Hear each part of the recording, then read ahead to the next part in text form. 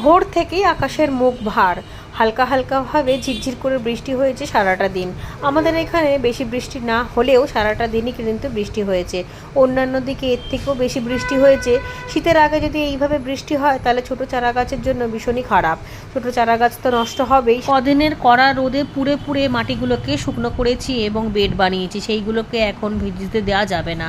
সেই জন্য সব কিছু টব ঢাকা দিয়ে রাখলাম। কিছু ঠাকুরের ফুলও তুলে নেব।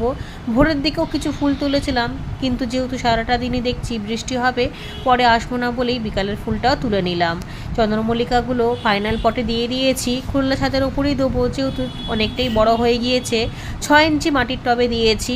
গতকাল অ্যালোভেরার তরল সার গাছগুলোকে দিয়েছিলাম গাছের বৃদ্ধির জন্য। এক বন্ধু জিজ্ঞাসা করছে তার কাছে অ্যালোভেরার গাছ নেই, তাহলে কি দেওয়া যেতে পারে? কোনো অসুবিধা নেই, চাল ধোয়া জলও দিতে পারো, অথবা সর্ষের খোলের জল খুব পাতলা করেও দিতে পারো এবং গুঁড়োটাও অল্প করে দেওয়া যাবে।